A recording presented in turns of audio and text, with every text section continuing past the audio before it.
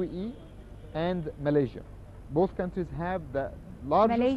Malaysia and the UAE, the Emirates, UAE, Arab yeah, okay. Emirates, and they both really use sukuk successfully to raise whether public funds or in the private sector. So a lot of big private sector companies we know today have actually used sukuk successfully to raise funds and to finance their projects. So it's not the magical solution for our economic crisis or our economic problems that we currently have in Egypt right now. So what can actually the sukuk do for us now? How can it help the economy, or how can it help our economy? Exactly. Once we have political stability and we have security, then that maybe I can say we can start thinking how the sukuk can help us. It can help the government raise funds for certain projects which it cannot use, for which it cannot use any of the public budget money. So it's because totally of pointless now to the be budget arguing gap that about we have. It's totally pointless to be arguing so hard about whether to use the sukuk or not, because we don't have political stability or security either. Exactly. It's just like putting the cart before the carriage before the horse. Yeah. So it's really a mistake, as I said, to present sukuk as a solution. I think, and I believe they realize this in the government. If they issue sukuk today, no one serious about his money or about investing his money would actually come and invest in these sukuk unless they have political motivation, quote unquote. But investors and capitalists in general look always for safe opportunities, good return on their money, and that cannot be really guaranteed given the current circumstances. We all agree on this. Even if the government tries to issue bonds today, which is supposed to be the safest way for investors to invest their money because it's guaranteed by the sovereignty or by the government. I don't think it would be easy for the government to raise funds or money using even bonds, conventional bonds, because of the declining in the government or the country's rating, financial rating by Moody's and other rating companies or rating agencies in the world.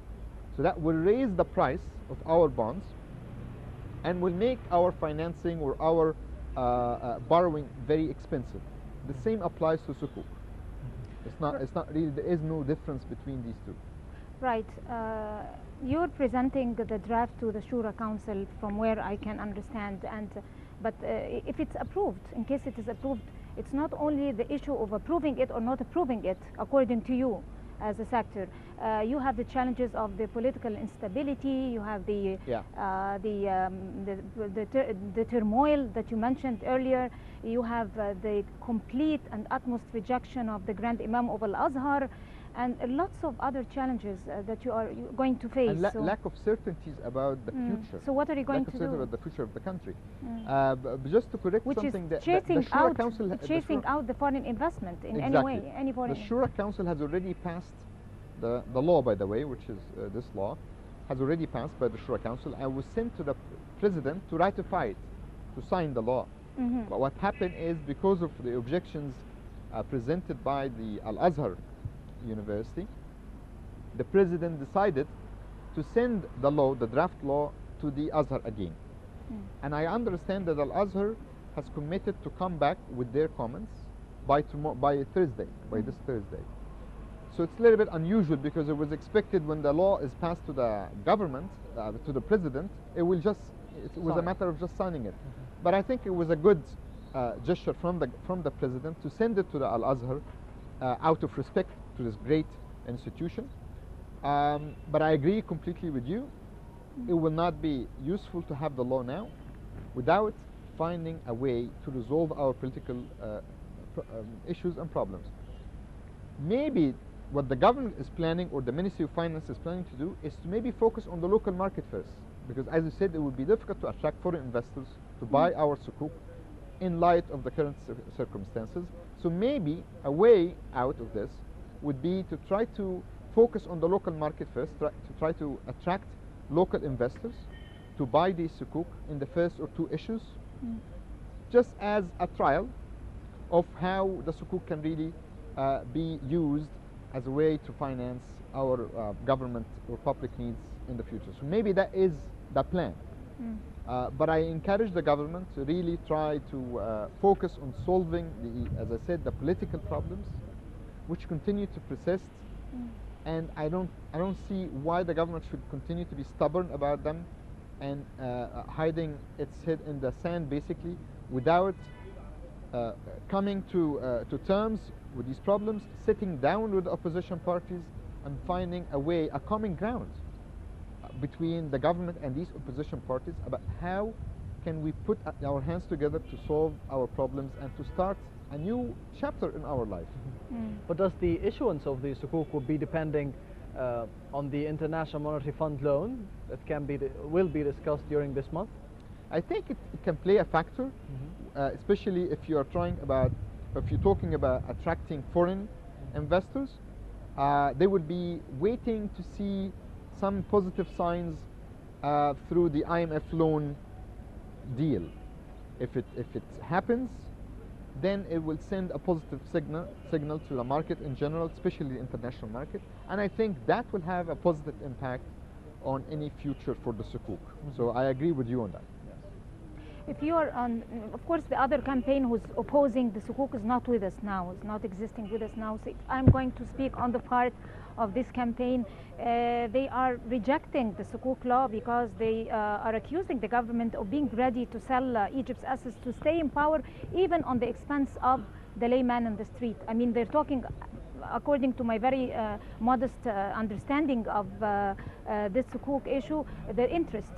So if you are going to try to defend the issue of sukuk law or explain it to the layman in the street, simple people like me, how is it different from international loans? I mean, from the loan that we're going to get from the IMF, let me try which to is totally on the which first, people are rejecting also.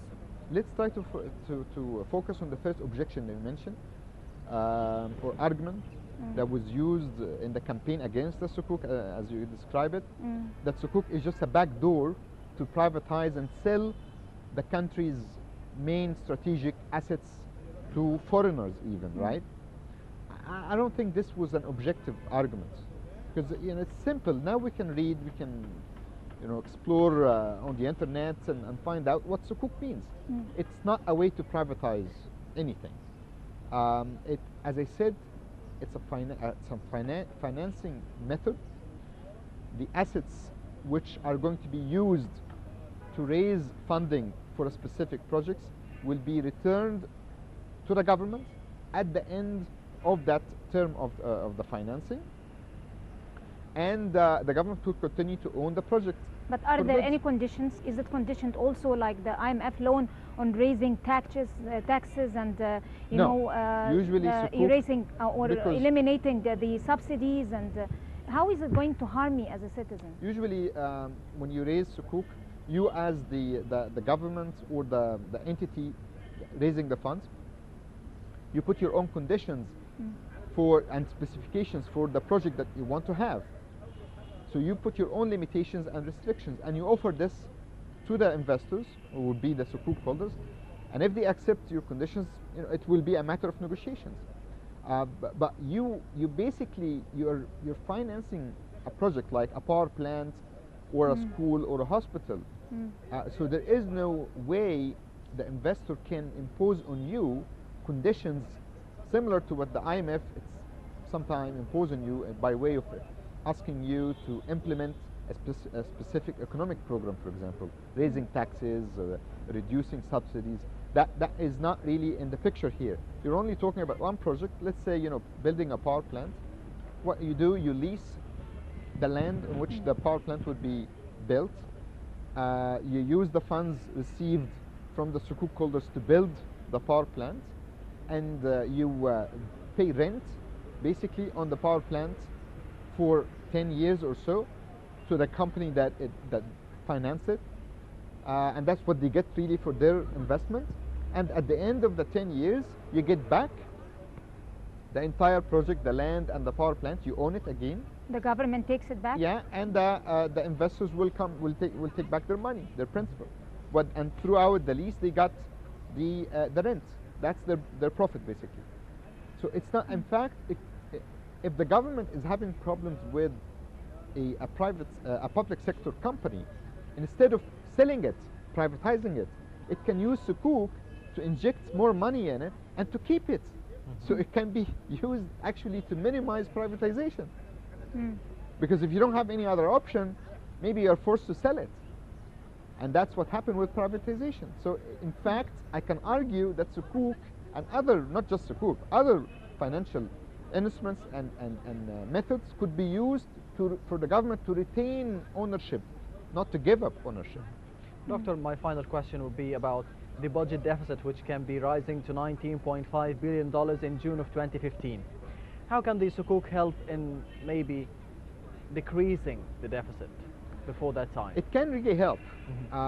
Again, you know, as I said, I don't want anyone to understand sukuk as being the magical solution to all of our problems, but I can say with respect to addressing the financial gap in our budget, sukuk can be used to finance a lot of our public needs without burdening the public budgets. Yes. You externalize these financial needs, power plants, hospitals, schools, roads, by building them through sukuk, and instead of having to pay the price today for the entire project, which you cannot afford, you don't have money to do it, and your financial gap that you have in the budget will prevent you from doing that, you only pay rent really for it until in installments until the end of the term, where you are able to gain back or buy back the entire project or asset. Right. Dr. Wlid Higazi, Secretary General of the Egyptian Islamic Finance Association, would like to thank you very much and wish you the best of luck. Thank you. And